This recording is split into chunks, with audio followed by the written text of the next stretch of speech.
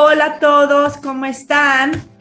Hoy tenemos de nuevo al doctor Daniel Sánchez Arreola. Es un gusto tenerte nuevamente, amigo. Es verdaderamente un honor. Ahorita les voy a platicar sobre su semblanza nuevamente para que lo escuchen. Sé que ayer se quedaron con muchas ganas de saber lo del botiquín. Después lo vamos a entrevistar, lo prometo, y para que platique sobre cuestiones específicas del botiquín y cuestiones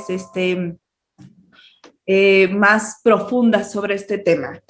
El doctor Daniel Sánchez Arreola es especialista en medicina de urgencias por la Secretaría de Salud de la Ciudad de México, es maestro en administración de instituciones y gestión de servicios de salud, es el presidente de la Sociedad Mexicana de Medicina de Emergencia, es médico adscrito al Servicio de Urgencias del Centro Médico ABC de Santa Fe, es el board member de la Federación, bueno, es board member de la Federación Latinoamericana de Medicina de Emergencia, es asesor para temas de emergencias del Servicio 911 y OnStar Emergency Team.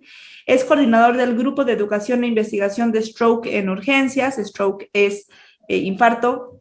Es el subdirector nocturno Hospital General La Villa de la Secretaría de Salud de la Ciudad de México. Es profesor sinodal del Consejo Mexicano de Medicina de Urgencias y es expresidente de la Sociedad Hidalguense de Medicina de Urgencias o de Urgencia. Para que vean a quién tenemos aquí nuevamente, nada más antes de saludarte directamente, el tema de hoy es enfermedades crónicas y el reto del sistema de salud antes y después de la pandemia. Doctor, ¿cómo estás? Gracias, doctora Francisca Vargas, ¿cómo estás? Pues como siempre, un gusto y un placer poder estar primero platicando contigo y luego con todos los seguidores de estas magníficas plataformas, Connecting Docs, Connecting Patients, que además es un proyecto muy importante y me da mucho gusto estar aquí con ustedes. Muchas gracias a ti por tu tiempo y gracias por tener la paciencia y explicarnos perfectamente bien todo lo que hay que saber con respecto a este tema, que ahora con la pandemia, pues decidió la gente quedarse en su casa y no dar este seguimiento puntual que llevaban de su enfermedad crónica previamente, ¿no? Ahora ya no salen, no compran los medicamentos, no quieren seguir con este tema y es un verdadero problema, ¿no? ¿Cuáles son, doctor, las principales causas de muerte por enfermedades crónico-degenerativas en México?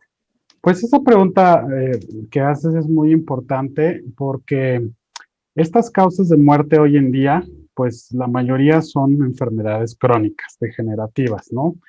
Fíjate que en México, y bueno, no solamente en nuestro país, sino también a nivel mundial, las enfermedades cardiovasculares en general siguen siendo la primera causa de muerte en todo el mundo. De ahí le siguen pues las complicaciones de la diabetes mellitus, que es una de las enfermedades crónicas más importantes que ha afectado a la humanidad.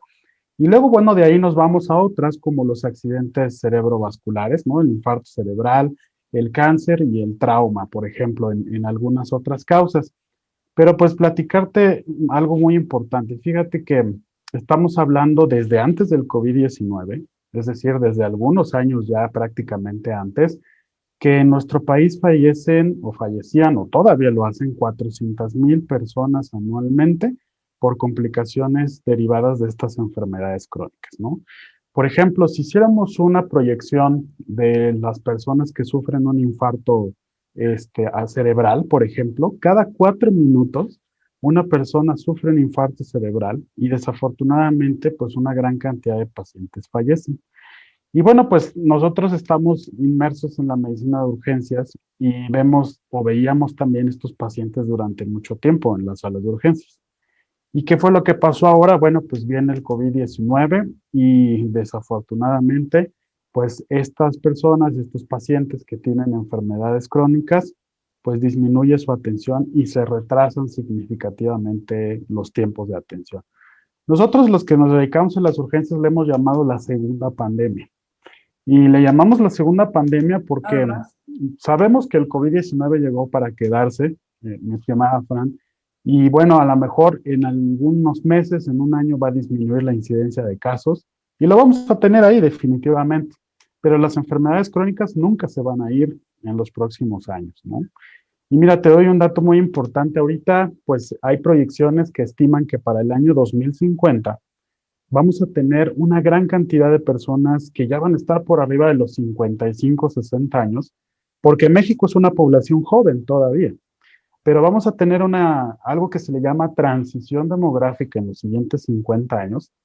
Y si no hacemos nada en este momento para intervenir el panorama de las enfermedades crónicas, en 50 años, más del 60% de los pacientes van a llegar a las salas de urgencias por una complicación grave de una de estas enfermedades. Entonces, pues estamos a tiempo de saber esto, ¿no? Claro, es muy importante mencionarles a todos los que nos escuchan que las enfermedades crónico-degenerativas en su mayoría son, por ejemplo, diabetes, presión alta, se acompañan de obesidad, sobrepeso, alteraciones cardiológicas, eventos vasculares cerebrales. Todo esto, todo lo que estoy diciendo son enfermedades silenciosas. Y es bien importante que todos los que están escuchando aquí, si hemos aprendido algo del COVID, doctor, es que el COVID es silencioso hasta que ya es un problema real, ¿no? El COVID, para los pacientes, esta dichosa hipoxia feliz, en donde los pacientes no sienten que están desaturando o están empezando a oxigenar bajo hasta que ya están en 79, ¿no? Y eso ya es un verdadero problema y ya pues tienen que irse directamente al hospital, ¿no? Entonces, justo hemos aprendido con la pandemia de que no nos dejemos, si estamos con sobrepeso, si nos conocemos con alguna de estas enfermedades, es vital llevar un seguimiento. ¿Qué opinas, doctor? Sí, pues eso que dices es muy importante. Hubo una encuesta que se hizo en México, que fue la encuesta nacional de nutrición, ¿no? Y de salud, que se hizo hace un par de años. Y bueno, pues lamentablemente arrojó cifras catastróficas en nuestro país. Muchas personas tienen diabetes, tienen obesidad, tienen dislipidemia, ¿no? Prácticamente en los últimos 3 o 4 años la incidencia de hipertensión y diabetes ha ido incrementando 10% cada año. Entonces, imagínense, estamos hablando de que para unos 10 años, pues más del 60 al 70% de los mexicanos va a tener una enfermedad crónica, ¿no? Y bueno, como tú bien lo mencionas, estos son factores de riesgo y sí, hay que decirlo muy bien que durante muchos años una persona puede estar con estas enfermedades crónicas. De hecho, por eso se llaman crónicas, porque son de mucho tiempo, pero llega un momento de la vida en el cual, pues el cuerpo cobra la factura y se presenta como un inicio abrupto, como una emergencia, y ahí es cuando el paciente llega con un infarto al corazón, por ejemplo, a la sala de urgencias, ¿no? O con un infarto cerebral. Y pues lo más importante es identificar los factores de riesgo. El problema que ha pasado ahora con el COVID-19 en nuestro país es que, como tú bien sabes y seguramente muchas de las personas que nos escuchan y nos ven lo saben, pues se cerraron las áreas de consulta externa, ¿no? De los hospitales. La gente dejó de tener seguimiento, los pacientes no veían a sus médicos que normalmente les daban consulta externa. Y luego pasaron tres cosas muy importantes. Primero, saber que el sistema de salud no estaba preparado para recibir tantos pacientes al mismo tiempo en las salas de urgencias. Después fue todo un reto porque se tenían que aceptar y ver pacientes con problemas respiratorios sospechosos de COVID, en lo que ahora llamamos triage respiratorio, y pacientes con todas las demás urgencias que siempre han llegado a los hospitales. Claro. Pero también un fenómeno que se dio es que muchos pacientes, por el miedo al contagio, pues dejaron de ir también a los hospitales, ¿no? Dice la Organización Mundial de la Salud que lamentablemente en año y medio de pandemia retrocedimos 10 años en el seguimiento y la atención de las enfermedades crónicas en nuestro país. Entonces es un problema muy grave. Estoy totalmente de acuerdo. Si antes sabíamos que nuestro sistema de salud estaba en hilos, ahora lo aseguramos y lo vivimos. Es un verdadero problema cómo los pacientes no quieren acudir a la sala de urgencias, aun cuando tienen crisis hipertensivas o algo así, algún problema de esta magnitud. Y, por ejemplo, los pacientes con COVID tienden a tener un descontrol de sus índices glucémicos, o sea, de su glucosa y de su presión arterial, que esto a su vez puede llevar a que el COVID les ocasione infartos o eventos vasculares cerebrales. Y es pues es lamentable porque no hay un control. La gente piensa que solamente existe ahorita una enfermedad que es el COVID y punto, hasta que ya no, hasta que realmente tienen que acudir a urgencias y urgencias está saturado, ¿no? Esta tercera ola que se viene, doctor, posterior de las vacaciones, ¿qué piensas, doctor? Pues ha sido una situación muy preocupante. Digo, yo creo que todos saben que los médicos de urgencias siempre hemos estado en la primera línea de batalla, pues viendo pacientes graves, ¿no? En los servicios que de por sí son servicios críticos, con muchos pacientes, ¿no? Con un flujo de pacientes constante siempre. Y bueno, las cosas seguramente pues podrán complicarse un poco si incrementa el riesgo de contagios. Antes del COVID-19, un paciente con un infarto al corazón, un infarto o al miocardio, pues llegaba al hospital a lo mejor 4 horas, 6 horas después, ¿no? Podíamos recibirlo, administrarle un medicamento que se llama trombolítico para poder destapar esas arterias o pasar a una sala de hemodinamia. Los pacientes que tenían una complicación de la diabetes o un infarto cerebral, pues todavía alcanzaron a llegar un poquito dentro de las primeras horas. Y la verdad, ahora que estamos viendo con esta parte del COVID, pues es que lamentablemente muchos pacientes llegan hasta días después, ¿no? 3 días, 4 días, y a veces ya es difícil poder ofrecerles un tratamiento. Y luego también esto que comentas es bien importante. Hay una asociación también muy importante entre el pronóstico del COVID-19 y una enfermedad crónica, ¿no? La mayoría de los pacientes en México que han estado hospitalizados por COVID grave en las salas de terapia intensiva tienen como primera enfermedad de asociación la hipertensión arterial. Le sigue la diabetes, le sigue la obesidad, pero pues es algo muy importante que le da un reto a los médicos de urgencias porque hay que tratar al paciente con infarto cerebral, con infarto agudo al miocardio y además COVID-19, ¿no? Y bueno, pues esto no es nada fácil, ¿verdad? Porque cuando llega un paciente de estas características, pues a veces es difícil saber realmente si es un paciente con COVID-19 o no de manera inicial. Y bueno, pues lo has visto tú, Fran, México es el primer lugar de América Latina con una gran cantidad de personal de la salud infectado, precisamente porque pues es difícil dar tratamiento a tantos pacientes en un mismo lugar. Ay, perdón, estoy de acuerdo. Sinceramente, me doy cuenta cómo los servicios de urgencias de los diferentes hospitales han tenido complicado, ¿no? Han sido no solo complicado, en ocasiones pues han tenido que solucionar de maneras alternativas, por decirlo de esta manera. Y quiero preguntarte, doctor, ¿qué piensas que ahora el COVID, como bien dijiste, el COVID llegó y ya se va a quedar?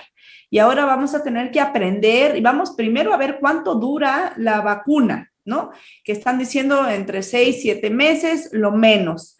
Entonces, pensar que los que se vacunaron en marzo, pues en septiembre van a necesitar nuevas dosis, pensando que así sea y no asegurando nada, porque puede ser que sí dure un poco más.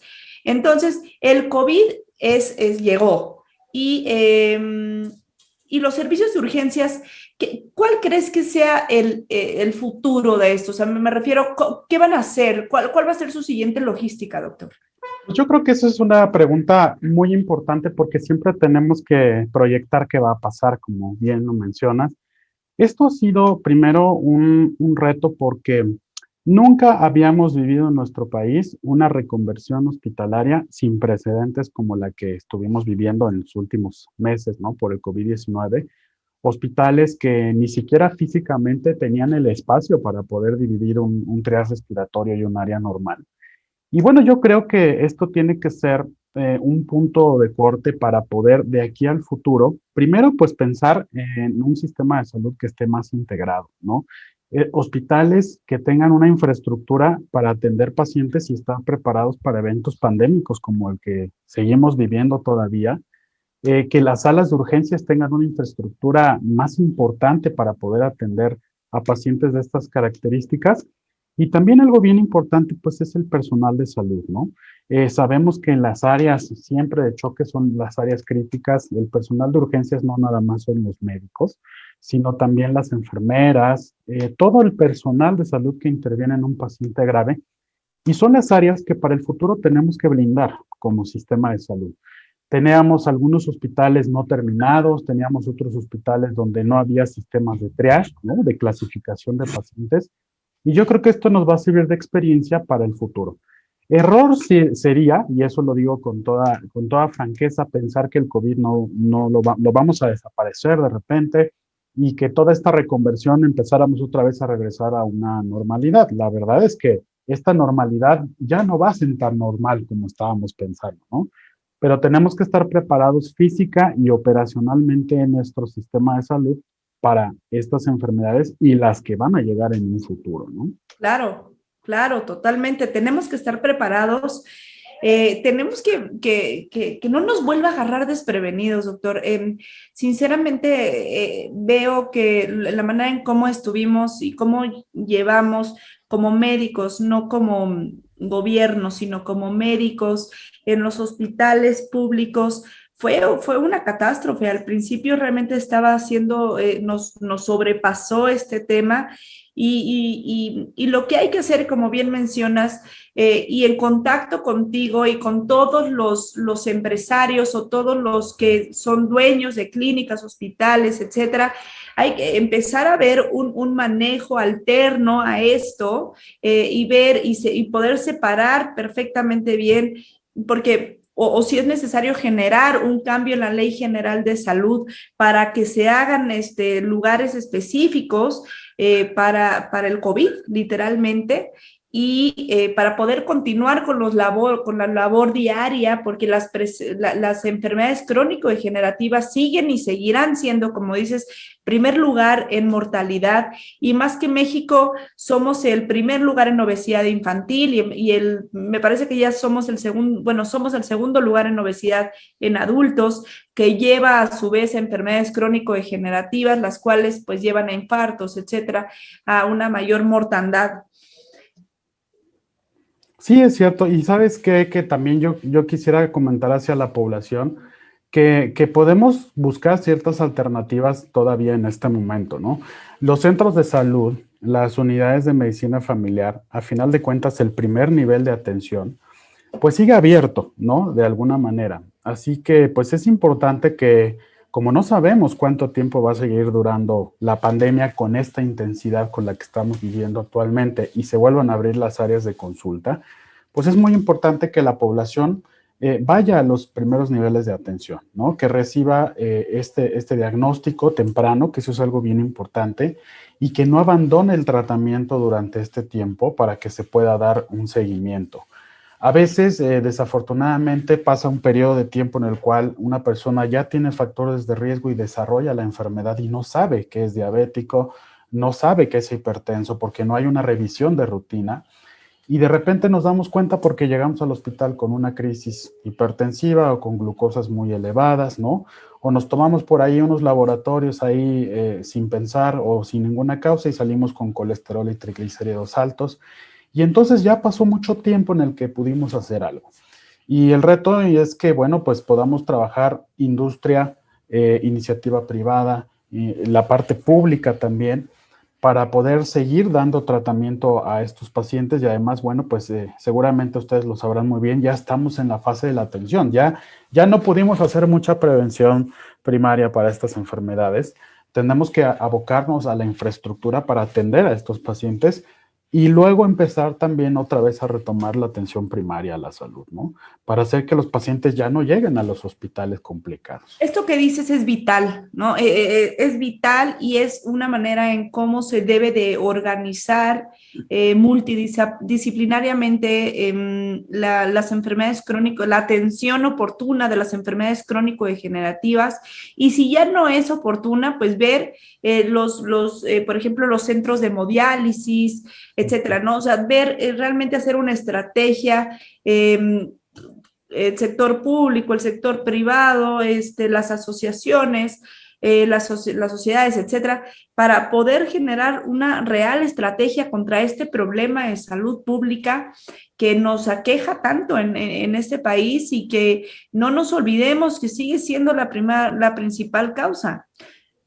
Sí, y además van a comentarte que desafortunadamente pues las intervenciones se tienen que hacer en los siguientes 5 o 10 años, ¿no?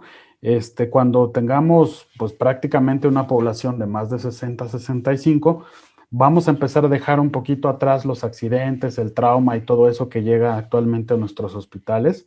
Y bueno, vamos a empezar a ver pacientes con enfermedades crónicas. Y algo que me gustaría dejar muy claro es que a veces, lamentablemente, cuando alguien tiene una enfermedad así, un infarto cerebral o al corazón, pues pueden quedar secuelas, ¿no? Por ejemplo, un infarto, un paciente con un infarto cerebral que llega tarde al hospital, se ha calculado que el gasto, por ejemplo, para la atención en un año son casi 800,000, 900,000 pesos anuales, que no los paga el sistema de salud, los paga la familia para poder tener a un Claro. paciente en su casa, dependiendo de una persona, ¿no? Y esto le disminuye a la población mexicana algo que llamamos como años de vida saludables, ¿no? Entonces, una persona mexicana hoy en día puede vivir más, puede llegar hasta los 80 y tantos años, pero lamentablemente si tiene una enfermedad crónica aguda a los 50 años, pues va a vivir con secuelas y esto es lo que queremos evitar, ¿no? Totalmente, justamente es la finalidad de los servicios de salud en general para que el paciente tenga una buena calidad de vida con enfermedades crónico-degenerativas lo mejor posible. Así es, sí, y Y hacer, sí, adelante, adelante.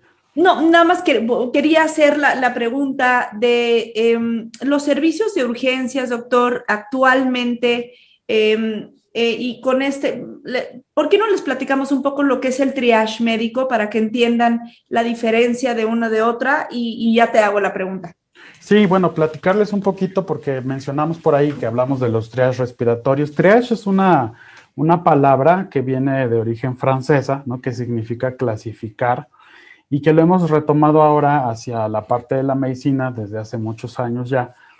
Y es un proceso, un procedimiento que hace que se clasifiquen los pacientes o se dividan los pacientes cuando llegan a un hospital de acuerdo a su prioridad de atención.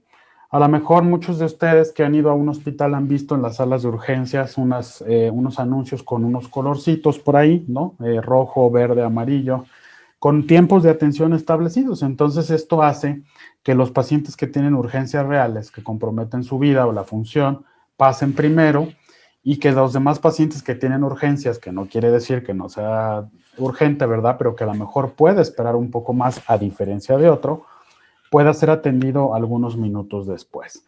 Esto en general es algo que se aplica, hay una norma, ya hay una guía de práctica clínica, perdón, a todos los hospitales, pero también ha sido un reto porque en algunos hospitales, a pesar del triage, hay una gran cantidad de pacientes todavía por atender, ¿no? Exactamente. El triage respiratorio, digamos, que es separar lo urgente de lo importante de lo prioritario, que son tres cosas diferentes. Y es, como bien dice el doctor, cuando se pone en riesgo algo que pone eh, perdóname, sí, pues cuando se pone en riesgo algo que pone en riesgo, perdón, nuestra vida o alguna función vital, se le da la importancia y el triage respiratorio con los pacientes con COVID, cuando Así es. están saturando tan bajo, se les da prioridad. Sí, a diferencia del triage normal que hacíamos pues antes, mucho tiempo, siempre, ahora el triage respiratorio es hacer lo mismo, es decir, ver los signos vitales del paciente de manera rápida, hacer una evaluación de cuál es su estado físico, pero ahora lo que hacemos en el triage respiratorio es medir la oximetría de pulso, ¿no? Entonces, aquí lo que hacemos en el área de urgencias es podernos dar una idea o una impresión general de qué paciente puede ser atendido en su casa, ¿no? Que no necesariamente requiere estar en un hospital, qué paciente sí requiere una hospitalización preventiva a lo mejor, ¿no? Para evitar complicaciones, y qué paciente tiene que ir definitivamente directo a una unidad de cuidados intensivos, ¿no? Exactamente. Si Así ves es. que estoy viendo para abajo es porque estoy viendo las preguntas del grupo, doctor. No creas que No, aquí está. adelante. Sí, exactamente. Entonces, ahora sí mi pregunta iría encaminada. Ya que tenemos un triage respiratorio, ya que tenemos este proceso tan arraigado en los hospitales y que no se va a ir porque vamos a seguir teniendo la vacunación, lamentablemente no estamos llevando la velocidad que se requeriría tan ágil. y esto a su vez pues va a ocasionar que cuando muchos ya hayan cumplido, poniendo la premisa de que sean 6 meses de la vacuna, no puede ser que sea más, pero poniendo esa premisa, puede ser que muchos no hayan tenido todavía la vacuna cuando otros ya están empezando nuevamente a contagiarse y que sea un problema. Entonces, lo que digo es que el triage respiratorio tendrá que ser un nuevo protocolo en todos los hospitales y tendrá que acoplarse a la nueva normalidad que tanto dicen. Y me parece que es importante hacer este énfasis, doctor, y ver cómo podemos pues adaptarlo al 100%, ¿no? Porque muchos hospitales se hicieron con la pandemia, pero realmente más que se hicieron, pues se tienen que quedar, porque muchos adaptaron sus lugares para convertirlos en hospitales, por ejemplo, los teletones, que adaptaron todo su hospital para hacerlo COVID, pareciera que pues ya no van a poder quitarlos porque pues se van a quedar. ¿Qué sigue, doctor? Justo mi pregunta es, ¿qué sigue? ¿Cómo le vamos a hacer? ¿Cuáles son las variantes, lo que tenemos que hacer, doctor? Yo creo que estamos todavía, pues, de alguna manera aprendiendo mucho acerca de este virus, ¿no? Todos fuimos testigos durante mucho tiempo, primero de los mitos del COVID-19, ¿no? Decíamos, por ahí escuchábamos de que algunos decían, no, pues es que todos vamos a morir por COVID, y otros decían, eso no existe, ¿no? La realidad es que no tiene nada que ver con un problema de salud. Muchos comentarios que existían. Luego empezaron los múltiples tratamientos, algunos productos remedio, milagro por ahí que a final de cuentas vimos que no funcionaban. Algunos medicamentos que ya se terminaron, algunos ensayos clínicos que vemos pues, que funcionan en alguna medida, pero yo creo que seguimos aprendiendo todavía para poder ver la mejor manera de tratar a estos pacientes. A diferencia de otras enfermedades como la influenza, que también fue un reto para nuestro país hace algunos años, no existe para el COVID-19 un medicamento que podamos decir hoy en día al 100%, esta es la cura específica para el COVID, ¿no? Entonces, bueno, el reto para los hospitales y el sistema de salud es que siempre, ahora en adelante, contemos con unidades de aislamiento en los hospitales, ¿no? Vimos grandes reconversiones, todavía las tenemos, el Autódromo Hermanos Rodríguez, el City Banamex, con la capacidad para recibir una gran cantidad de pacientes, que a lo mejor en un momento cerrarán por ser unidades temporales, pero en los hospitales que ya tenemos funcionando de todo el sector salud, se tienen que quedar las áreas respiratorias para lo que sea, ¿no? Para poder enfrentar, a lo mejor no el COVID, otra infección respiratoria, yo espero que no sea así, pero sí tenemos que pensar hacia el futuro de tener estas áreas especiales de aquí en adelante. Y algo también muy importante, pues como tú lo mencionaste, es el cambio de procesos en los hospitales, ¿no? El triage respiratorio es un triage que no lo teníamos contemplado. Ustedes han visto las carpas, esas blancas en los hospitales afuera, donde teníamos que clasificar a los pacientes. Bueno, pues tendremos que empezar a cambiar esa improvisación, ¿no? Por áreas especiales para que de aquí al futuro, pues las cosas sean una atención, pues con más calma y sobre todo enfocado al paciente, porque bueno, tuvimos tiempo para prepararnos, pero el COVID cayó en uno de los peores momentos del sistema de salud, ¿no? Estoy de acuerdo, estoy de acuerdo. Bien mencionas, hemos vivido de una improvisación y poco a poco hemos empezado a agarrar ritmo con respecto a la atención de los pacientes con COVID, apenas, ¿eh? No es algo que ya los pacientes también estaban muy ávidos de que ya les diéramos soluciones, resultados, que ya querían saber. En la comunidad científica y médica del mundo estábamos sobrepasados, estamos aprendiendo sobre este tema y sobre esta pandemia, sobre no solamente el COVID, sino los procesos que tenemos que cambiar, que llevamos haciendo por mucho tiempo, y pues las enfermedades crónico-degenerativas siguen ahí, doctor, y seguirán, ¿no? Y seguirán. Yo creo que primero vamos a encontrar más la vacuna del COVID, que ya la encontramos, pero bueno, la rutina, digamos, de cada 6 meses o semestral o anual de esto, y después vamos a encontrar la real cura de esta pandemia, ¿no? Que es una pandemia, hablando de las enfermedades crónico-degenerativas, que no hay que dejarse a un lado y hay que actuar. Así es, pues yo quisiera dar el mensaje a la comunidad, a la población. Primero comentarles que pues estamos viviendo tiempos complicados en el aspecto de enfrentar esta enfermedad, que son las enfermedades crónicas y ahora la asociación con un evento pandémico. Eh, el mensaje sería no abandonar los tratamientos de estas enfermedades crónicas. Si yo tengo un familiar o tengo antecedentes familiares de personas con diabetes, con hipertensión, pues eso ya es un factor de riesgo para que yo tenga que someterme a una revisión, a un chequeo médico, tomarme unos laboratorios periódicamente, ¿no? Análisis de sangre y poder evitar que lleguemos a un periodo en el cual se presente ya una fase aguda. Fíjate que lamentablemente, y lo dijimos al principio, las enfermedades crónicas ya cuando se presentan así, se vuelven enfermedades tiempo dependientes. Es decir, el tiempo es lo que más marca el pronóstico de un paciente. Si tú tienes un infarto cerebral, por ejemplo, nada más tienes 4 horas y media máximo en tiempo para poder llegar a un hospital y que te apliquen el medicamento para destapar el coágulo del cerebro, que se llama trombolisis. Si pasan esas 4 horas y media o demás, pues lo que ya podemos hacer es muy poco. En un infarto o al miocardio también, ¿no? Es decir, el paciente llega con dolor en ambulancia o por sus medios y todavía podemos hacer algo dentro de las primeras 12 horas. Pero entre más tiempo pase en donde alguien con estas enfermedades tarde en llegar al hospital, pues ahí lamentablemente el pronóstico no es muy bueno. Hemos hecho algunas campañas como Sociedad Mexicana de Medicina de Urgencias, hicimos una que se llama El infarto cerebral no se queda en casa, por ejemplo, porque queremos enfocar mucho a la población de que cuando tengan síntomas de un infarto cerebral o de un infarto al corazón o una descompensación de la diabetes, pues no duden en ir a los hospitales, ¿no? Sabemos que hay hospitales que están 100% convertidos a COVID, es muy difícil a veces tener la atención ahí, pero bueno, tenemos otros hospitales también que son híbridos, donde atienden de los dos tipos de pacientes, y pues hay que buscar la atención a como dé lugar para evitar estas complicaciones, ¿no?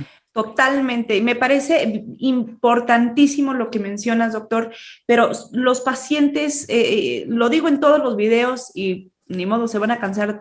La información es poder. Entonces, los pacientes no saben cuáles son los signos de alerta de su enfermedad crónico-degenerativa y todos los que nos están escuchando, yo les prometo que voy a traer a los especialistas correctos para hablar sobre las alertas de las enfermedades crónico-degenerativas, doctor. Esto es vital que sepan para poder actuar. Entonces, no se esperen a ver a su papá o a su abuelito, a su esposo, a su hijo con un signo de alerta para llevar al hospital. Hay que prevenir, eso es básico. La prevención no está arraigada en los mexicanos, doctor, y esto es un verdadero problema, ¿no? Los mexicanos están acostumbrados a sentirse mal y acudir al doctor, no mantenerse sanos.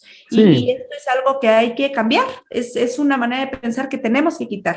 claro, y bueno, pues ahora que tenemos la opción de la vacunación por COVID también, para evitar que una enfermedad crónica se complique con COVID, pues ahí la invitación es también a aplicarse la vacuna, ¿no?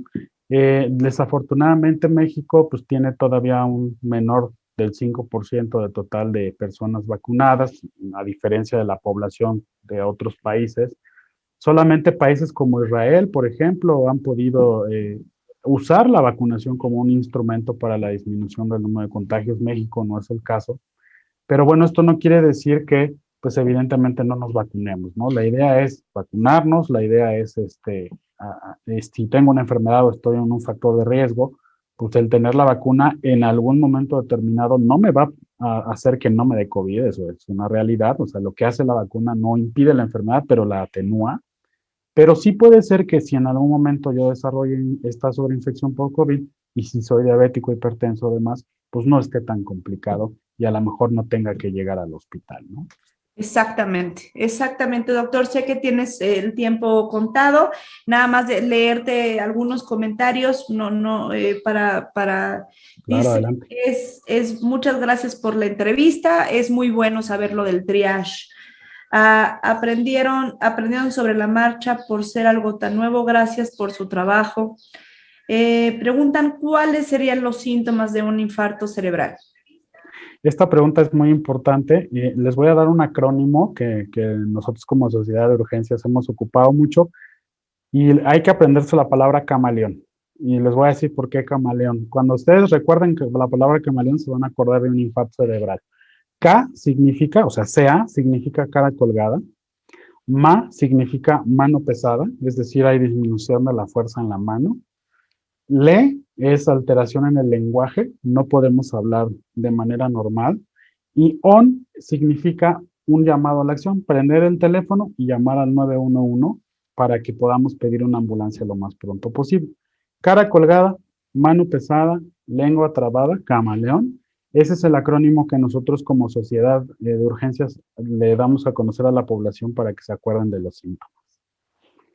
El micrófono. Ahí. Está buenísimo, me encanta. Sinceramente, lo vamos a poner en grande. En grande lo vamos a poner en Connecting Patients. El infarto cerebral, ¿cuál es la edad de que se puede dar? Al igual que el infarto del corazón y el infarto cerebral, normalmente ha sido característico ser una enfermedad de personas de más de 55 años. Generalmente los factores eran que una persona de más años tuviera más riesgo de tener un infarto cerebral o un infarto al corazón. Pero bueno, ahora con esto que platicamos de los factores de riesgo, lamentablemente estamos viendo infartos en edades más jóvenes, inclusive hasta pacientes de 35, 40 años, ¿no? Son casos especiales, pero pasa. Sigue siendo una enfermedad característica después de los 55 años, pero hay que saber muy bien nuestros factores de riesgo. Perfecto, doctor. Por el momento no hay más preguntas. Yo quiero agradecerte. Les comento a todos los que nos escucharon, les quiero agradecer que nos hayan escuchado y que la entrevista se queda grabada. De todas maneras, voy a contestar todas las preguntas que tengan, se las voy a hacer llegar al doctor y si nos da la vida, entrevistaremos al doctor nuevamente próximamente cuando el doctor tenga oportunidad. Doctor, muchísimas gracias por tu tiempo, gracias por enseñarnos, gracias porque los pacientes ven de otra manera la medicina en Connecting Patients, ven que la salud es importante y ven que la información a la salud es más importante. Esa es mi finalidad, enseñarles a todos los que están en Connecting Patients toda la información de salud que pudieran tener y que pudieran, pues sí, usar para tener las mejores decisiones. Eso es justamente por eso es Connecting Patients. Muchas gracias por tu tiempo y por este gran conocimiento que nos estás dando. Y me parece que tenemos gran tarea y hay que empezar a organizar esto. Yo me pongo a la orden y empecemos a hacer como un grupo multidisciplinario con todos y incluyendo a los doctores, que si me permites después te vamos a entrevistar en Connecting Docs, ahí es otra dinámica. Muchas gracias por todo, doctor. No, al contrario, doctora Francisca, pues a mí me encanta platicar contigo y además pues poder dar estos mensajes a la población y a los médicos también, que es algo muy importante. Y pues nada, decirles que estamos a tiempo siempre y cuando hagamos las cosas rápido, hacer un llamado a la acción y prevenir y tratar las enfermedades, ¿no? Gracias a ustedes y encantado de estar con ustedes. Gracias a todos. Nos vemos. Gracias, Dani. Muchas gracias a todos. Hasta luego.